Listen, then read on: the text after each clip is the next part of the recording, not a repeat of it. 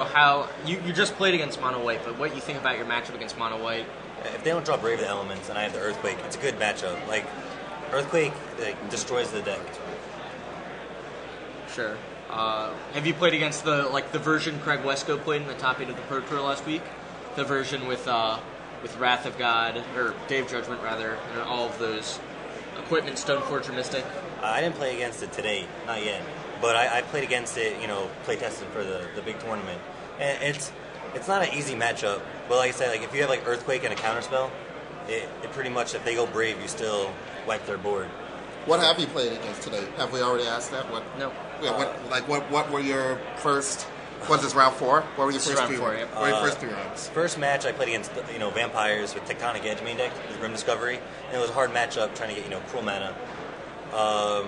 Round 2 I played against Red Deck Winds, and he missed a land drop game 1, which I got to play Sorin and put myself higher in life where he just couldn't beat me. I cast Cruel Ultimatum. Turn 3 I played against kind of like a green-white tokens deck with Stoneforge Mystic for Behemoth Sledge and Knight of Reliquaries, the mainlands. And I said round 4 I played against the White Weenies. So you played, what you said were your 2 toughest matchups in the first 2 rounds. Yeah. How did that feel to come down pretty cleanly? It felt pretty good, seeing I beat my hardest matchup. And any tips for those players that might pick this up for an FNM or another StarCityGames.com 10K? Yeah, it's a really good deck. Like, it's really once you get started, it kind of gets easier to play. It just it beats a lot of decks in the format. So. And what's your record right now? I'm 4-0. 4-0? Yep. Actually, I have one more question. Sure. What's your average card drawing? How's that? How many cards on average have you been drawing with Treasure Hunt? Well, because we saw you draw 6. I drew 6, and I think game 1 I drew maybe 3 or 4. Usually, it's a 2-for-1. I usually get 2 cards, maybe 3. It's really good to get the land out of your deck, so you don't draw dead land late game. So it's pretty good. I usually always draw 4 cards off of Treasure Hunt, but I run pretty good. I've only drawn more than 1 card off of Treasure Hunt, maybe once. Like I said before, you're building your decks wrong. How many lands should they have, Rashad? Well, we'll get to that later. I'll do a little seminar with you on how many land to put in your Treasure Hunt decks.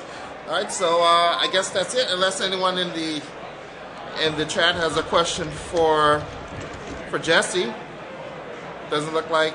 I think that's it. You don't have anything else you want to say about your deck? Seem like any you like shout it a lot. outs you want to? Because you're live on PG's Live right now.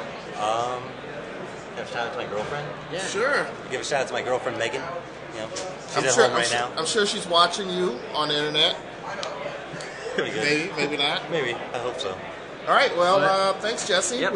We'll let you get to your round 5, and thanks for letting us show everyone your deck. Thank you. Good luck. To the judges over watching your deck. Thank you. So there you have it. Good Decks Live with Jesse Samek there. Pretty exciting Grixis deck. Maybe a couple card choices that perhaps you wouldn't agree with, but currently he's sitting at 4-0. So That's correct. nice to track out. Nah, we can just keep staring at this deck. I love it so much. It's so foily. The foil Jace. I was commenting on it while they were playing. When I went over there to get the Good Decks Live, it's kind of crazy. Somebody already has a foil Jace. Guillaume Waffle Tapa at in San Diego. Why can I not remember what his thing is? San Diego. The paid. What happened? The website. What? This is the winner. This is our winner. We can show. No, I already announced it. Oh, you did? Oh, okay. Yeah, I already announced it. We just said it right there. Thank you so much. But okay. But Guillaume Waffle Tapa, who is notorious for foiling out his decks, definitely played 4 foil Jace That's crazy. at the Pro Tour, so he was ready for it. Sure. I think he must be independently wealthy. I don't know what's going on. Maybe cards are really cheap in France. I don't think so. I don't know how this works. I've been to France once or twice. And the cards were not pretty expensive. Not only the cards were expensive, but everything else there was expensive. The food's pretty expensive. I was in when I went to Geneva, everything there. Oh my God! You couldn't get away from paying almost €100 for a meal. like a sandwich, like for lunch, like a little bistro, €12. Yep. Now that's euro. We're not talking dollars. We're not talking dollars. Pesos. That's like $15 at least. It's probably more. It was probably. It's gone down a little. I think it's around $14, $15 now. Yeah, but still, we definitely. It was like being in Sean Doherty trying to look for somewhere to eat, and we kept walking by these places like we'll find something cheaper. Ended up eating at Burger King, spent like €7 for like a number one. Wow, it's classy eating. It is. Well, sometimes you got to do what you got to do. So again, thanks everybody for tuning in, staying with us with our technical difficulties. I'm Ben SW, joined here by none other than the Rashad Miller. I get a "the" in front of my name? Yeah. Oh, maybe Bill Stark from thestarkingtonpost.com wants to join us. We'll pull up a chair. Hey guys. So just a couple quick updates from stuff that's going on around the area. Interesting stories that I've been kind of paying attention to. I don't know if you covered some of the big names that are here. Lawrence Creech, Alex Bertoncini, Colasso Fuentes, Shaheen Sarani.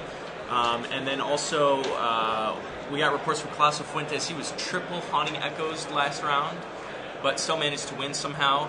Patrick Chapin's Blue White Control Deck's very popular today. A lot of players really, even though that didn't top 8 and get a lot of coverage at Pro Tour San Diego, Pat's job writing about it on the Star City Games website. Incidentally, his article this week was one of his best of all time, I feel, and a lot of other big names in the business thought so as well. But his article about that deck has really pushed it in the eyes of a lot of people. So that's been very successful here. There's reports of a 4-color ally combo deck. That is undefeated. It's 3-0 right now. And why haven't we had that on the stream yet? It's on the Twitter feed, so if you're not following the Twitter feed, you can follow it at the hashtag of SCG Rich. And so we'll be keeping an eye on that and see how that player does throughout the day. But 3-0 in a 10-round tournament is 7 rounds away from being 3-7. So that's why we need to get him on right now. we need to get him on right now. We did already have one ally deck in the feature match area. If you haven't checked that out already, check it out. It's the round 2 feature match with Aaron Wayne, who is here, and the Star City Games Open Points leader. So another story that we're following. But that's all for me right now. I just wanted to check in and update viewers at home, let you guys know. So there you go. All right. Thanks, Bill. We'll see you later. Can you tell Jared to send me standings files? So there you have it from Bill Stark of thestarkingtonpost.com, bringing you live text updates of the Star City Games $10,000 tournament here in Richmond, live from starcitygames.com. Be sure to check those out. He always does a great job with them. Also, yes, I agree with everything that Ben just said. You always agree with what I say, right? No, that's not true at all.